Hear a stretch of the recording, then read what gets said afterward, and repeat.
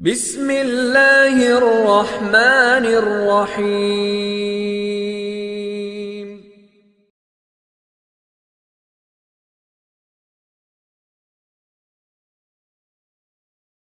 আলহামদুলিল্লাহি রাব্বিল আলামিন ওয়াসসালাতু ওয়াসসালামু আলা সাইয়্যিদিল মুরসালিন ওয়া আলা আলিহি ওয়া আসহাবিহি আজমাইন। আম্মা বাদ। আউযু বিল্লাহি মিনাশ শাইতানির রাজিম। বিসমিল্লাহির রহমানির রহিম। সম্মানিত দর্শক মণ্ডলী, আপনাদের সকলের প্রতি নাইস ইসলামিক টিভির পক্ষ থেকে সালাম ও অভিনন্দন।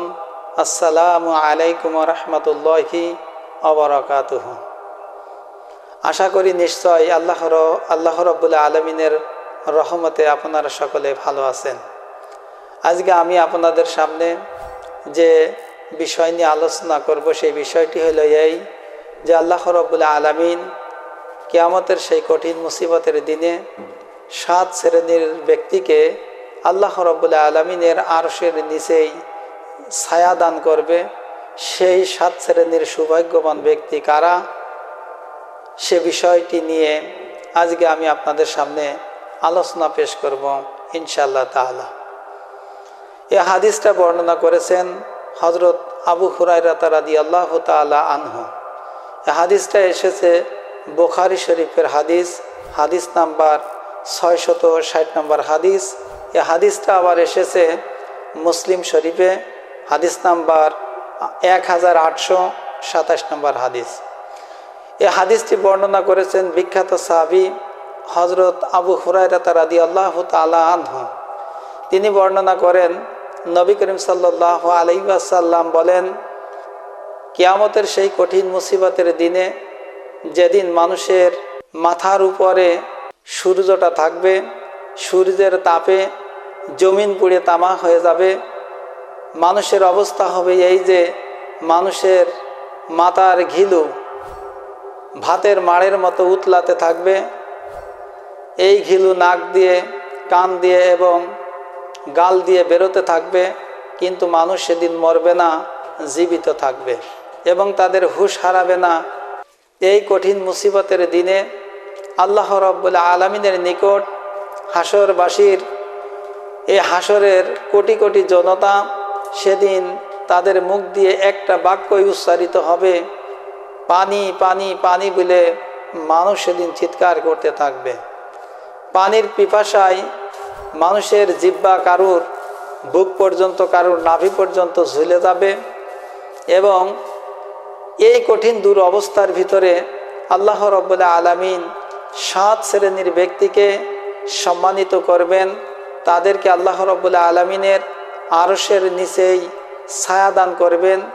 সেই 7 শ্রেণীর লোক কারা?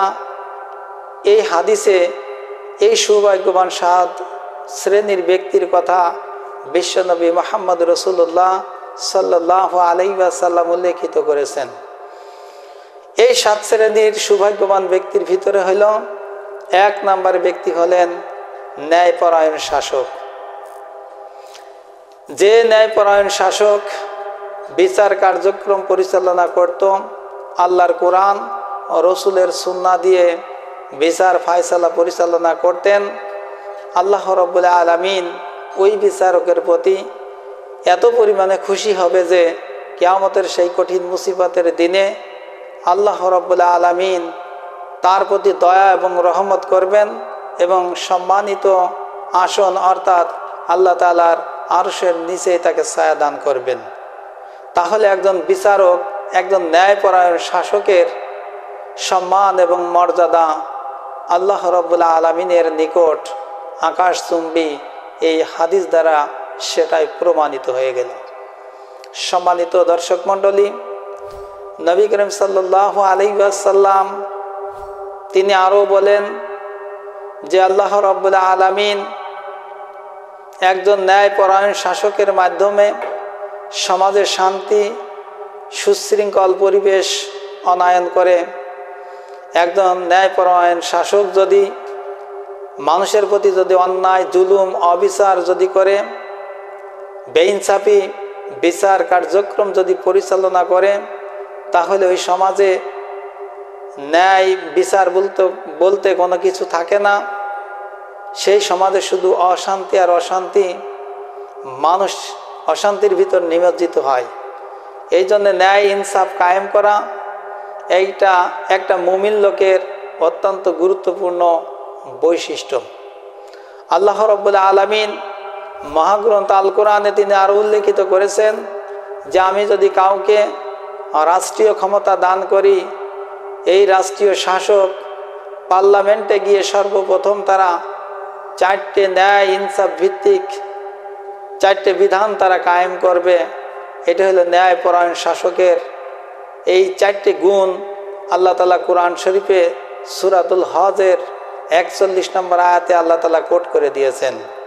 আল্লাহ রাব্বুল আলামিন তিনি বলেন, আল্লাযীনা ইম্মাক্কান্নাহুম ফিল আরদি আকামুস সালাতা ওয়া আতাউস যাকাত ওয়া আমারু বিল মারুফি ওয়া নাহাউনা আনিল মুনকার ওয়ালিল্লাহি আকিবাতুল উমুর।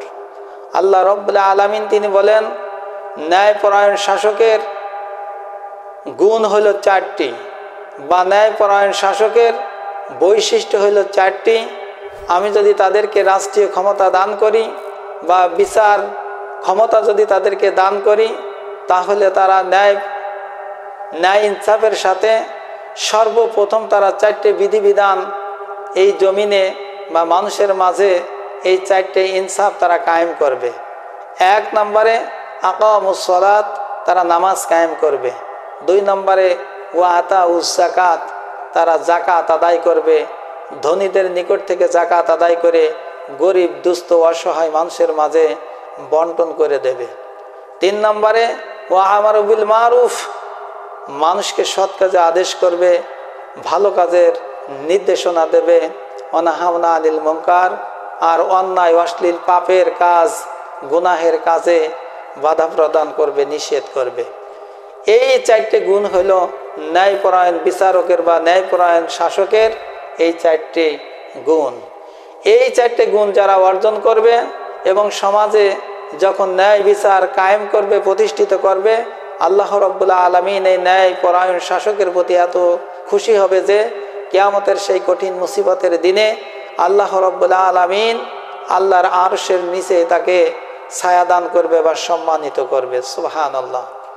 2 নম্বর গুণ সেটি হলো যে যুবক তার যৌবনকালে আল্লাহ রাব্বুল আলামিনের ইবাদতে কাটায়, অর্থাৎ একজন যুবক বা একজন যুবতী নারী তার যৌবনকালে আল্লাহ রাব্বুল আলামিনের ইবাদতে যদি তার জীবনটা পরিচালনা করে, আল্লাহ রাব্বুল আলামিন ওই যুবকদের প্রতি এত খুশি হয় যে কিয়ামতের সেই কঠিন মুসিবতের দিনে আল্লাহ সুবহানাহু ওয়া তাআলা তাকে এই কোয়ালিটি সম্পন্ন যুবক বা যুবতী নারীদেরকে আল্লাহ রাব্বুল আলামিনের আরশের নিচেই ছায়া দান করবে।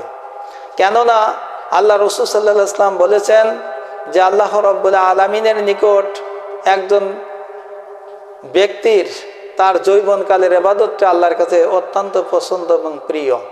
আল্লাহ রাসূল সাল্লাল্লাহু আলাইহি ওয়াসাল্লাম বলেন, কোনো ব্যক্তি যদি বৃদ্ধকালে ইবাদত করে, সেই ইবাদতের পরিমাণ যদি 60 বছর হয়, 60 বছরের ইবাদতের চাইতে একজন যুবক তার যৌবনকালে যদি 1 বছর ইবাদত করে, 60 বছর ইবাদত করার সওয়াব আল্লাহ তাআলা ওই যুবকের আমলনামায় লিপিবদ্ধ করে।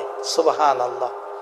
আল্লাহ রাসূল সাল্লাল্লাহু আলাইহি ওয়াসাল্লাম বলেন, একজন যুবক বা একজন যুবতী নারী তার যৌবনকালে, একজন যুবক আল্লাহর ইবাদত বন্দেগী করার জন্য বিভিন্ন প্রকার প্রতিবন্ধকতা সৃষ্টি হয়। একজন যুবক সে মুখে দাড়ি রাখবে, বিভিন্ন প্রকার প্রতিবন্ধকতা সৃষ্টি হয়। সে যদি আল্লাহর সন্তুষ্টের উদ্দেশ্যে মুখে দাড়ি রাখে, আল্লাহ তাআলা খুশি হয়ে যায়। একজন যুবক তার যৌবনকালে 5 ওয়াক্ত জামাতের সাথে যখন নামাজ পড়ে, আল্লাহ তাআলা ওই যুবকের প্রতি খুশি হয়ে যায়। একজন যুবক, বর্তমান সমাজে এমন কোনো পাপের কাজ নাই যা আমাদের সমাজে সংগঠিত হচ্ছে না, কিন্তু এই সকল পাপ থেকে নিজেকে সেভ রেখে আল্লাহ রাব্বুল আলামিনের ইবাদত বন্দেগী যদি কোনো যুবক করে, আল্লাহ রাব্বুল আলামিন ওই যুবকের প্রতি খুশি হয়ে যায়। বর্তমান প্রেক্ষাপটে আল্লাহ রাসূল সাল্লাল্লাহু আলাইহি ওয়াসাল্লাম বলেছেন যে আমার উম্মতের ভিতর এমনই একটা জামানা আসবে যে জামানায় হাতের তালুর উপরে আগুনের আঙ্গার রাখা যত কঠিন হবে তার চাইতে বেশি কঠিন হয়ে যাবে ঈমানকে টিকিয়ে রাখা। কিন্তু ওই যুগে যদি কোনো ব্যক্তি তার ঈমানকে যদি শুদ্ধ করতে পারে, ঈমানকে যদি পূর্ণতা লাভ করাতে পারে, ঈমানের প্রতি যদি চলতে পারে, আল্লাহ রাব্বুল আলামিন ওই ব্যক্তির প্রতি রাজি খুশি হয়ে যায়। সুবহানাল্লাহ। তা বর্তমান প্রেক্ষাপটে যে সকল যুবকেরা তাদের যৌবনকালে আল্লাহ রাব্বুল আলামিনের ইবাদত বন্দেগী করে জীবনটাকে পূর্ণ করবে, আল্লাহ রাব্বুল আলামিন ও কিয়ামতের ময়দানে এই যুবকদেরকেও আল্লাহ রাব্বুল আলামিনের আরশের নিচেই ছায়া দান করবে। সুবহানাল্লাহ। 3 নম্বর গুণ, ওই ব্যক্তিকে 3 নম্বর গুণের অধিকারী যে ব্যক্তি হবে, এই ব্যক্তিকেও আল্লাহ তাআলা কিয়ামতের সেই কঠিন মুসিবতের দিনে আল্লাহ তাআলার আরশের নিচে ছায়া দান করবে। যাদের হৃদয়টা থাকে মসজিদের সাথে ঝুলন্ত। সাহাবীরা জিজ্ঞেস করলেন, ইয়া রাসূলুল্লাহ, হৃদয়টা অর্থাৎ মনটা মসজিদের সঙ্গে ঝুলন্ত থাকে কেমন করে? ইয়া রাসূলুল্লাহ, আপনি যদি বলতেন। আল্লাহ রাসূল সাল্লাল্লাহু আলাইহি ওয়াসাল্লাম বললেন যে মসজিদের সঙ্গে মন ঝুলন্ত অবস্থায় থাকার অর্থ হলো এই, যে ব্যক্তি ফজরের নামাজ মসজিদে জামাতের সাথে আদায় করলো, সে আদায় করে দুনিয়াদারি কাজ কাম, চাকরি বাকরি, ব্যবসা বাণিজ্যে যখন সে লিপ্ত হলো, কিন্তু ওই ব্যক্তির মন থাকে মসজিদের দিকে যে কখন মসজিদে আজান দেবে। মুয়াজ্জিন যখন আজান দেয়, হাইয়া আলা সলাহ, হাইয়া আলা সলাহ, সলাতের জন্য আসো, সলাতের জন্য আসো, তখন ওই ব্যক্তি চাকরি করুক, ব্যবসা করুক, কৃষি কাজ কাম যা কিছু করুক না কেন, সব কিছু ফেলে রেখে পাক পবিত্র হয়ে আল্লাহর ঘর মসজিদের দিকে সে দৌড় শুরু করে। আল্লাহ তাআলা এই ব্যক্তির প্রতি এত খুশি হয়। আল্লাহ রাসূল সাল্লাল্লাহু আলাইহি ওয়াসাল্লাম বলেন, কোনো ব্যক্তি যদি মসজিদের দিকে সালাত আদায় করার নিয়তে যখন রওনা করে, আল্লাহ তাআলা ওই ব্যক্তির প্রতি এত খুশি হয় যে তার প্রতিটি পায়ের কদমের বিনিময়, এক একটা কদমের বিনিময় তার আমলনামায় 10টি করে নেকি লিপিবদ্ধ করে বলে। সুবহানাল্লাহ। পাশাপাশি তার আমলনামা থেকে যে গুনাহ থাকে, প্রতিটি কদমের বিনিময়ে 10টি করে গুনাহ তার আমলনামা থেকে কর্তন করা হয়। এই কোয়ালিটির নামাজি ব্যক্তিকেও কিয়ামতের সেই কঠিন মুসিবতের দিনে আল্লাহ রাব্বুল আলামিন আরশের নিচে তাকে সম্মানিত করবে, তাকে ছায়া দান করবে। 4 নম্বরে ওই ব্যক্তি, যে ব্যক্তি একজন আরেকজনের সাথে বন্ধুত্ব স্থাপন করে শুধুমাত্র আল্লাহর জন্য, এবং কারোর সঙ্গে বন্ধুত্ব যদি ছিন্ন করতে হয় তাহলে সেটাও করে আল্লাহর জন্য। অর্থাৎ একজন মুসলমান বা একজন মুমিনের ক্যারেক্টার বা তার চরিত্র হলো এইটা, যে সে একজনের সঙ্গে যদি বন্ধুত্ব স্থাপন করে শুধুমাত্র আল্লাহ রাব্বুল আলামিনের সন্তুষ্টির উদ্দেশ্যে বন্ধুত্ব সম্পর্ক স্থাপন করবে। তার কাছে বন্ধুত্ব করবে তার সাথে এই জন্যই যে তাকে নামাজের দাওয়াত দেবে, কোরআন শিক্ষা যদি না পারে কোরআন শিক্ষার দাওয়াত দেবে, সে যদি ইসলামের বিধিবিধান না জানে ইসলামের বিধিবিধান তাকে জানানোর চেষ্টা করবে। অর্থাৎ তাকে খাঁটি মুসলমান হওয়ার জন্য ইসলামের যে সকল বিধিবিধান আছে এই বিধিবিধান তার কাছে পৌঁছে দেওয়ার জন্যই তার সঙ্গে বন্ধুত্বের সম্পর্ক স্থাপন করবে। কিন্তু এটা সম্পূর্ণভাবে আল্লাহ রাব্বুল আলামিনের রাজি খুশির জন্যই আরেকজনের সঙ্গে বন্ধুত্ব করবে। এমন লোকও আছে যে তার সঙ্গে বন্ধুত্ব সম্পর্ক স্থাপন করলে সে জাহিলিয়াতের প্রতি আহ্বান করে, বা আমি তাকে যে ইসলামের প্রতি আহ্বান করছি, ইসলামের বিধান সম্পর্কে তাকে অবহিত করছি, আল্লাহর হুকুম আহকাম পালন করার ক্ষেত্রে তাকে অবহিত করছি, দেখা গেল যে সে আল্লাহর বিধান তো নিজে মানছে না, পাশাপাশি সে আমাকেও জাহিলিয়াতের প্রতি আহ্বান করছে। এই ক্ষেত্রে এই রকমের বন্ধুর সম্পর্ক ছিন্ন করতে হবে শুধুমাত্র আল্লাহর সন্তুষ্টির উদ্দেশ্যে। আল্লাহ রাসূল সাল্লাল্লাহু আলাইহি ওয়াসাল্লাম বলেন, যে ব্যক্তি এই রকমের বন্ধুত্ব সম্পর্ক করবে অথবা বন্ধুত্ব সম্পর্ক ছিন্ন করবে শুধুমাত্র আমি আল্লাহ তাআলার সন্তুষ্টির জন্য, আমি আল্লাহ তাআলা ওই ব্যক্তির প্রতি এত খুশি হই যে কিয়ামতের সেই কঠিন মুসিবতের দিনে আমি আল্লাহ রাব্বুল আলামিন এই কোয়ালিটি সম্পন্ন ব্যক্তিকেও আমার আরশের নিচে তাকে সম্মানিত করব, অর্থাৎ তাকে ছায়া দান করব। 5 নম্বরে ওই ব্যক্তি আল্লাহর আরশের নিচে ছায়া পাবে যারা রাতের শেষ রাতে উঠে গুনাহ মাফের জন্য আল্লাহর কাছে কেঁদে কেঁদে চোখের পানি ফেলে আল্লাহর কাছে ক্ষমা প্রার্থনা করে আল্লাহ রাব্বুল আলামিন এই কোয়ালিটি সম্পন্ন ব্যক্তিদেরকেও মহব্বত করে ভালোবাসে। সুতরাং আমরা সবাই গুনাহগার, এমন কোনো পাপ নাই যা আমরা করি নাই। আমাদের ক্যারেক্টার হলো পাপ করা, আর আল্লাহ রাব্বুল আলামিনের তার বৈশিষ্ট্য হলো তার এই গুনাহগার বান্দাকে ক্ষমা করে দেওয়া, মাফ করে দেওয়া। কিন্তু আল্লাহ তাআলা তাদেরকেই ক্ষমা করবে যারা ভুল করার পরে বা গুনাহ করার সাথে সাথেই অনুতপ্ত, অনুশোচনা করবে এবং এই গুনাহ মাফের জন্য আল্লাহ রাব্বুল আলামিনের নিকট ক্ষমা প্রার্থনা করবে। আর এই বলে ফরিয়াদ করবে যে আল্লাহ, শয়তানের ধোঁকায় পড়ে, শয়তানের কুপ্ররোচনায় পড়ে আল্লাহ পাক এই গুনাহটা করে ফেলেছি, এই অন্যায় অপরাধটা করে ফেলেছি। আল্লাহ তাআলা তুমি আমাকে মাফ করে দাও। তুমি যদি আমাকে মাফ না করো, মাফ করার কেউ নাই। তুমি যদি মাফ না করো তাহলে আমার জন্য তো জাহান্নাম অবধারিত। আল্লাহ, আমি তওবা করতেছি, আর ভবিষ্যতে কোনো দিন এরকমের পাপের সঙ্গে সম্পৃক্ত হব না। আল্লাহ তাআলা তুমি আমাকে মাফ করে দাও। এই বলে যারা চোখের পানি ফেলে রব্বুল আলামিনের নিকট কেঁদে কেঁদে ক্ষমা প্রার্থনা করে, আল্লাহ তাআলা ওই বান্দা, ওই বান্দির প্রতি রাজি খুশি হয়ে যায়। সুবহানাল্লাহ। এই কোয়ালিটি সম্পন্ন ব্যক্তিকেও কিয়ামতের সেই কঠিন মুসিবতের দিনে আল্লাহ রাব্বুল আলামিনের আরশের নিচে তাদেরকে ছায়া দান করবে। সুবহানাল্লাহ। 6 নম্বরে ওই ব্যক্তি, যে ব্যক্তি কোনো সুন্দরী নারী অথবা সুন্দরী কোনো পুরুষ, কোনো নারীর দিকে আকৃষ্ট, বা কোনো সুন্দরী নারী যদি কোনো পুরুষকে আকৃষ্ট করে অবৈধ অশ্লীল জিনা বা কোনো পাপের কাজের দিকে যদি আহ্বান করে, তাহলে ওই যুবক চিৎকার করে বলে যে উত্তাকুল্লাহ, আমি আল্লাহকে ভয় করি, সুতরাং এই পাপের সঙ্গে আমি সম্পৃক্ত হতে পারবো না। কেননা আমি যদি কোনো পাপের সঙ্গে যুক্ত থাকি, সম্পৃক্ত হই, আল্লাহ পাক ঘোষণা করেছেন কিরামান কাতিবিনা ইয়ালামুনা মা তাফআলুন। আমাদের কাঁধে 2 জন সম্মানিত লেখক বৃন্দ আছে, ইয়ালামুনা মা তাফআলুন, যারা আমাদের প্রত্যেকটি আমল সম্পর্কে অবগত আছে। ইন্নাল আবরার লাফি নাঈম, নিঃসন্দেহে সেদিন মুমিন লোকেরা পরম আনন্দে থাকবে। ওয়া ইন্নাল ফুজ্জার লাফি জাহিম, আর পাপী লোকেরা যারা অবিচার করবে, যারা অন্যায় কাজ করবে, অশ্লীল পাপের কাজে যারা লিপ্ত হবে, তাদেরকে অবশ্যই আল্লাহ তাআলা জাহান্নামে নিক্ষেপ করবে। সুতরাং আমি আল্লাহকে ভয় করি, আমি এই পাপের কাজটা কখনোই করতে পারবো না।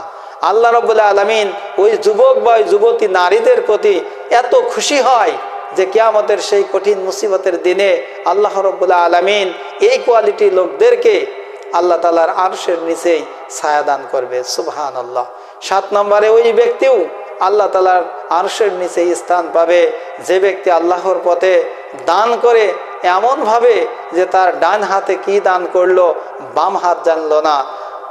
অর্থাৎ সে গোপনীয়তা অবলম্বন করে, গোপনীয়তার সাথে সে আল্লাহর সন্তুষ্টির উদ্দেশ্যে আল্লাহর পথে যে ব্যক্তি দান করে, আল্লাহ তাআলা ওই ব্যক্তির প্রতিও রাজি খুশি হয়ে যায়। সুবহানাল্লাহ। এই জন্য আমাদেরকে দান করতে হবে গোপনীয় দান।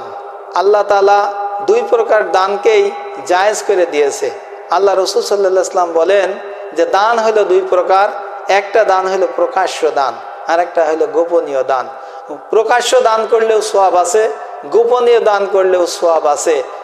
তবে কোনো ব্যক্তি যদি শুধুমাত্র আল্লাহর সন্তুষ্টির উদ্দেশ্যে গোপনে দান করে, তাহলে আল্লাহ তাআলা ওই ব্যক্তির প্রতি এত খুশি হয় যে কিয়ামতের সেই কঠিন মুসিবতের দিনে আল্লাহ রাব্বুল আলামিন এই কোয়ালিটি গোপনীয় দান করনেওয়ালা ব্যক্তিকে আল্লাহ রাব্বুল আলামিনের আরশের নিচে তাকে ছায়া দান করবে।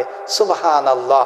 তাই আসুন আমরা সংক্ষিপ্ত স্বরে যে আলোচনাগুলো শুনলাম এই চমৎকার একটি হাদিস থেকে, এই হাদিসের যে 7টি গুণ, 7টি বৈশিষ্ট্য সম্পর্কে যে আলোচনা শুনলাম, এরই আলোকে আমরা আমাদের জীবনটাকে সুন্দরভাবে গঠন করব এবং সেই কিয়ামতের সেই কঠিন মুসিবতের দিনে এই কঠিন ভয়াবহ আযাব বা শাস্তির হাত থেকে পরিত্রাণ পেয়ে আল্লাহর নৈকট্যের মাধ্যমে আল্লাহ তাআলার সেই আরশের নিচে যাতে আমরা সকলেই ছায়ায় যাতে সমাসীন হতে পারি, এ আশাবাদ ব্যক্ত রেখেই আজকের আলোচনা পর্যন্ত শেষ করছি। ওয়া আখিরি দাওয়ানা আলহামদুলিল্লাহি রাব্বিল আলামিন। আসসালামু আলাইকুম ওয়া রাহমাতুল্লাহি ওয়া বারাকাতুহু।